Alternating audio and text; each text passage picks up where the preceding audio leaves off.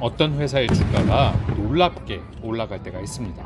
저건 너무 과한 거 아니야? 하면서 올라가는 회사들이 있습니다. 마이크로소프트가 그랬고, 아마존이 그랬고, 구글이 그랬으며, 애플이 그랬고, 테슬라가 역시 그랬으며, 요즘은 엔비디아가 그렇습니다. 이런 회사들은 왜 다른 회사들과 차별적으로 놀라운 대우를 받는 걸까요? 이런 회사만이 가진 아주 중요한 특징이 있습니다. 바로 독점력입니다. 단순히 그 회사가 하는 사업이 미래에 유망하다는 걸로만 그렇게 되지는 않습니다. 유망한 기업은 많습니다. 스타트업들 보세요. 그러나 이런 기업들은 놀라운 독점력을 가집니다. 경쟁사가 나오더라도 그들과 차별화되는 특징과 힘을 가집니다. 이런 회사가 결국 시장을 지배하고 놀라운 수익률을 가지고 매출을 내며 시장을 독점합니다. 결국 이런 회사들이 하나의 브랜드가 됩니다. 브랜드가 되는 순간 시장에서의 결정권이 소비자에서 생산자로 넘어갑니다.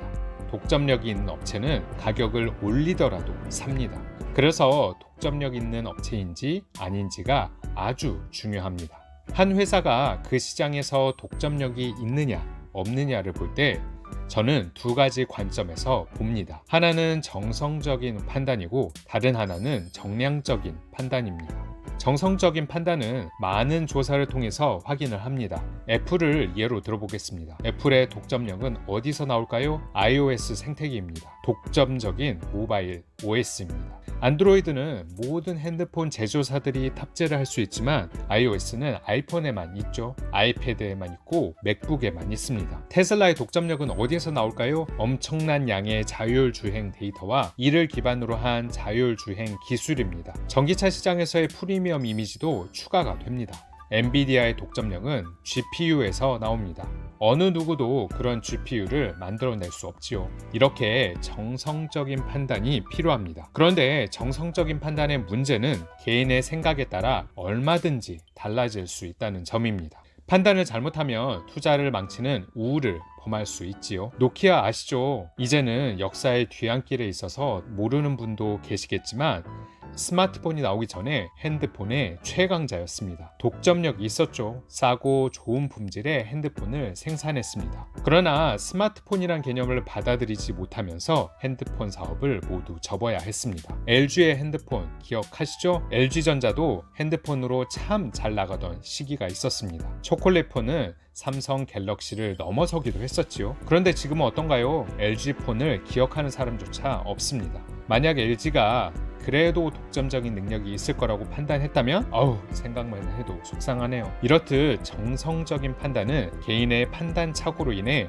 언제든지 왜곡이 일어날 수 있습니다. 이에 더 객관적인 잣대가 필요합니다. 저는 이를 정량적인 잣대를 들이대는데 바로 아래 세 가지입니다. 다들 너무 잘 알고 있지만 생각보다 보지 못하는 세 가지입니다. 첫 번째는 회사의 5년 평균 ROE입니다. PER과 함께 많이 이야기되는 것 중에 하나인데 정확히는 모르는 분이 많죠. 아주 심플합니다. 이렇게 됩니다. 바로 단기 순이익에서 자기 자본을 나눈 겁니다. 쉽게 이야기해 자기 자본. 여기서의 자본은 부채를 포함해서 말하는 자산이 아닙니다. 순수 자본을 말합니다. 그런 자본에 비해 이익을 얼마나 냈는지 보는 겁니다. 10억을 넣어서 1억 벌면 ROE는 10%입니다. 이게 높으면 높을수록 더 좋겠지요? 더 자세히 설명해 드릴 수 있지만 그러면 영상을 끄실까봐 여기까지 말씀드리겠습니다. 더 자세한 내용은 아래 링크를 참고하세요. 두 번째는 5년 평균 영업이익률입니다. 순이익을 보는 것도 좋지만 영업이익을 보는 것이 더 중요합니다. 영업이익과 순이익의 차이는 무엇일까요?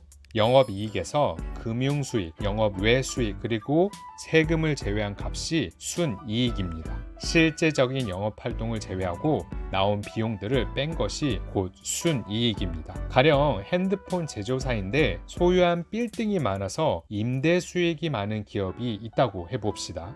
그래서 영업이익보다 순이익이 더 많은 경우가 있습니다. 그럴 경우 해당 기업은 경영을 잘해서 핸드폰을 잘 만들어서 돈을 번 것이 아니라 부동산으로 돈을 번 경우라 핸드폰 사업만 가지고 이 회사에 투자하기는 어려워집니다. 가끔 이런 것을 활용해 다른 방법으로 투자하는 경우도 있겠지만 우리는 독점력 있는 회사를 찾으려고 하는 것이니 이 경우에는 영업이익률을 보는 게 맞습니다.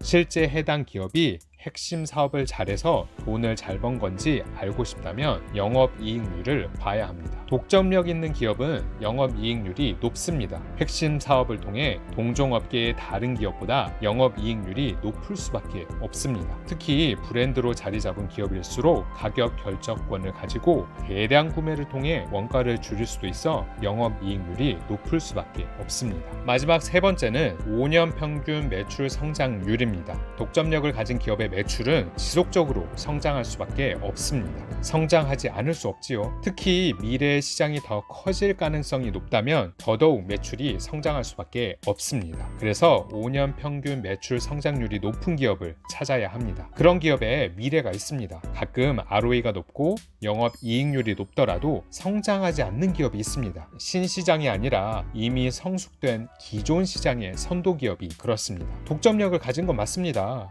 경쟁도 이미 모두 이겨내고 그 자리를 지켜낸 거죠. 사실 그런 기업의 이익률은 높을 수밖에 없습니다. 문제는 앞으로의 성장성입니다. 이럴 경우 매출 성장률이 떨어질 확률이 높습니다. 그래서 이 세 가지를 복합적으로 봐야 합니다. 그래야 독점력 있는 회사인지 아닌지 알 수 있습니다. 정리해보면 좋은 회사의 주식은 독점력이 있는 회사의 주식입니다. 이런 독점력은 강력한 브랜드로 자리 잡고 있습니다. 이런 기업을 찾기 위해서는 정성적으로 한 산업의 핵심 동력을 가지고 있는지 파악해 봐야 합니다. 또한 정량적으로도 봐야 합니다.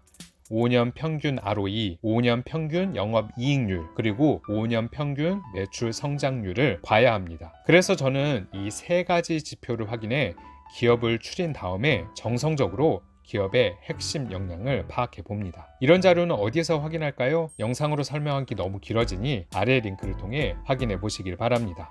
구독, 좋아요 부탁드립니다.